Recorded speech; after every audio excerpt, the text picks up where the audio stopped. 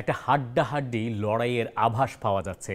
Bangladesh versus south Korea একেবারে final match. কেন এই কথা বলছি আপনি একটু পয়েন্ট টেবিলটা দেখলেই বোধহয় বুঝতে পারবেন। এই মুহূর্তে সবার ওপরে অবস্থান করছে বাংলাদেশ, 2 নম্বর অবস্থানটা সাউথ কোরিয়ার। শেষের দুটো দল এরই মধ্যে টুর্নামেন্ট থেকে বাদ পড়ে গেছে এবং এখান থেকে গ্রুপ চ্যাম্পিয়ন দলটা সরাসরি পরের বারের এএফসি আন্ডার-20 এশিয়ান কাপে অংশ নেবে। এখন বাংলাদেশের এই যে গোল ব্যবধান আর সাউথ কোরিয়ার যে গোল ব্যবধান, এটা যেহেতু এখন পর্যন্ত +10 অর্থাৎ সমানে সমান, বাংলাদেশ যদি শেষ ম্যাচে সাউথ কোরিয়ার সঙ্গে ড্রও করতে পারে তাহলেও বাংলাদেশ থ্রু করে যাবে। যে কারণে বাংলাদেশ এখনও পর্যন্ত সবার ওপরে এবং বাংলাদেশের জন্য ড্রই যথেষ্ট হবে। তার কারণ হচ্ছে বাংলাদেশ এখনও পর্যন্ত টুর্নামেন্টে গোল করেছে 11টা। তারা ফার্স্ট ম্যাচে গোল করলো 3টা লাওসের বিপক্ষে, এরপরে তারা গোল করেছে তিমুর লেস্তের সঙ্গে 8টা। এই গেল 11টা গোল স্কোর তাদের। অন্যদিকে সাউথ কোরিয়া যারা ফার্স্ট ম্যাচে তিমুর লেস্ত থেকে 9 গোল দিয়েছিল, পরের ম্যাচে লাওসের সঙ্গে 1 গোলে জিততে তাদের ঘাম ছুটে গেছে।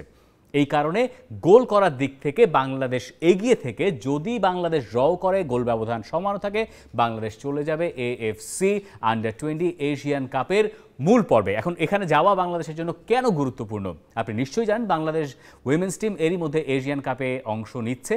পরের বার অস্ট্রেলিয়া যেটা হবে, বাংলাদেশ এরই মধ্যে এশিয়ার সেরা 12টা দেশের একটা।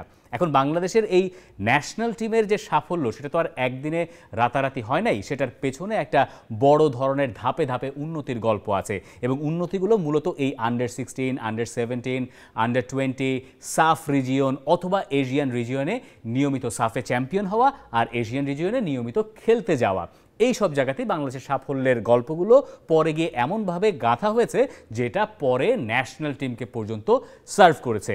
তো ওই পাইপলাইনটা, উন্নতির ধারাটা অব্যাহত রাখতে গেলে বাংলাদেশের জন্য আন্ডার-20 এই এশিয়ান কাপে কোয়ালিফাই করাটা জরুরি। সেটা বাংলাদেশের সাফল্যের ধারাটা একই গ্রাফে একইভাবে উঠতে সাহায্য করবে।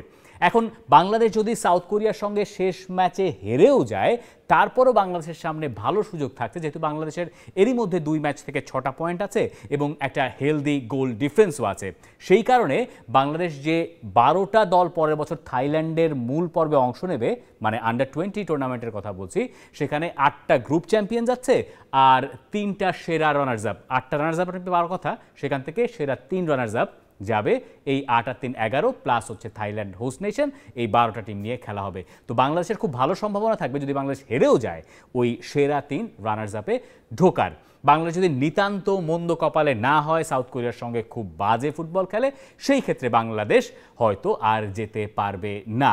যদিও এখনও পর্যন্ত টুর্নামেন্টে যা অবস্থা, তাতে এরকম কোনো ইঙ্গিত বা শঙ্কা বাংলাদেশের উইমেন্স ফুটবলাররা মোটেই দেন নাই। বরং বাংলাদেশের ফুটবলাররা আমাদেরকে আশ্বস্ত করছেন যে তারা পারবেন। কি করে সেটা? ফার্স্ট ম্যাচের কথা আপনি ধরুন, লাওসের সঙ্গে বাংলাদেশ 3-1 গোলে জিতলো। সেই লাওসের সঙ্গে আজ যখন সাউথ কোরিয়া খেলতে নামলো, একটা গোল করতে তাদের ঘাম ছুটে গেছে। তার মানে এই নয় যে তারা আক্রমণ করে নাই। সাউথ কোরিয়া মানে হিউমিনসনের সাউথ কোরিয়া, তারা যে শক্তিশালী, তাদের উইমেন্স টিম যে নিয়মিত বিশ্বকাপে খেলে, এটা তো আপনার অজানা থাকার কোনো কারণ নাই। তো সেই দলটারই বয়সভিত্তিক দল যখন যে কোনো টুর্নামেন্টে অংশ নেয়, তারা বাই ডিফল্ট আসলে ওয়ান অফ দ্য ফেভারিটস থাকে। সেই সাউথ কোরিয়াকে লাওস গোল খাওয়াচ্ছিল। মোটামুটি পার্ক দ্য বাস সিস্টেমে তারা ফুটবল খেলছিল। আপনার কাছে মনে হতে পারে 2009 সালে সেই ইন্টার মিলান আর বার্সেলোনার সেই বিখ্যাত ম্যাচের কথা, যেখানে জোসে মরিনিও সবাইকে দিয়ে ডিফেন্ড করেছেন। মোটামুটি ওই ছকেই আজকে লাওস খেলেছে এবং পরে গিয়ে ম্যাচের 83 মিনিটে তাদের কপাল পুড়েছে। একটা থ্রো ইন লাওস পেয়েছিল নিজেদের অর্ধে, নিজেদের বক্সের ঠিক পাশে। এরপরে লাওস সেই থ্রো ইনটা ফাউল থ্রো করেছে, যার ফলে সাউথ কোরিয়া পেয়েছে থ্রো ইন। সেই থ্রো ইন থেকে নিয়ে 2-3টে পাস দিয়ে তারা গোল আদায় করে লাওসের হৃদয়টা ভেঙেছে। তো এই হিসাব থেকে লাওসকে যদি বাংলাদেশ স্বাচ্ছন্দ্যে হারাতে পারে, সাউথ কোরিয়া যদি কঠিন হয়, তাহলে বাংলাদেশের সাউথ কোরিয়ার সঙ্গে ভালো করতে পারা হচ্ছে। যদিও এসব হিসাব নিকাশ ফুটবলে খাটেই না। আবার ধরেন তিমুর লেস্তে, যাদেরকে বাংলাদেশ আজ 8 গোল দিয়েছে, তাদের বিপক্ষে সাউথ কোরিয়া 9 গোল দিয়েছিল। তো বাংলাদেশ মোটামুটি কাছাকাছি বা সমানে সমান আপনি ধরতে পারেন। যদিও অনেক ডিফারেন্ট ডে, পুরো গল্পটাই পাল্টে যাবে বা পাল্টে যায়, এটাই আসলে ফুটবলের নিয়ম, এভাবে মেলানো যায় না। কিন্তু এসব তথ্যপত্র তো আমাদেরকে বলছে যে বাংলাদেশের মেয়েরা সাউথ কোরিয়ার সঙ্গে একটা ফাইট জমাতে পারবে। বাংলাদেশ কোচ পিটার বাটলার যেমন এই তিমুর লেস্তেকে 8 গোলে হারানোর পরে বলেছেন যে দেখুন এই দলটা অর্থাৎ প্রতিপক্ষর প্রতি সম্মান রেখেই তিনি বলছেন যে তারা আমাদের কোনো চ্যালেঞ্জ ছুড়ে দিতে পারে নাই ঠিকই, কিন্তু তাদের বিপক্ষে আমরা খুব ভালো ফুটবল খেলেছি। এরপরে সাউথ কোরিয়ার সঙ্গে খেলতে গেলে আমাদেরকে শিখতে হবে এই কথা যখন তিনি বলছেন তখনও সাউথ কোরিয়া আর লাওসের ম্যাচ শুরুই হয় নাই। এই লাওস আর সাউথ কোরিয়ার ম্যাচ দেখে তিনি নিশ্চয়ই আশান্বিত হবেন যে তার দলের পক্ষে সম্ভব সাউথ কোরিয়াকে আটকে দেওয়া। বাংলাদেশ সেট পিস থেকে আবারও ভালো করেছে। ফার্স্ট ম্যাচে বাংলাদেশ সেট পিস থেকে ফার্স্ট গোলটা আদায় করে নিয়েছিল।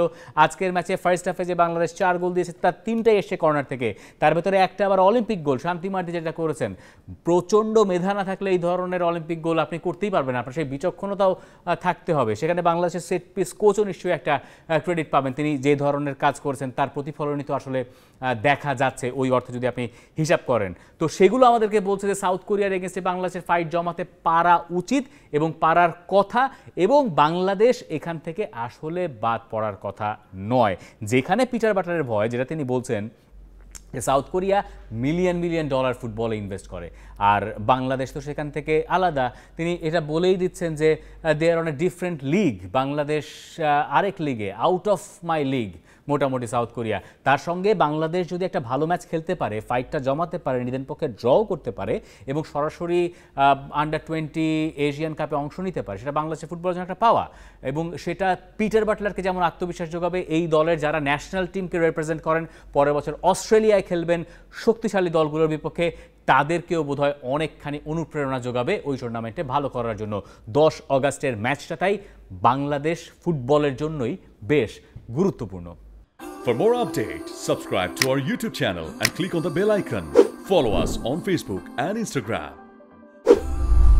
Download T-Sports app to enjoy exciting games and highlights. Visit tsports.com.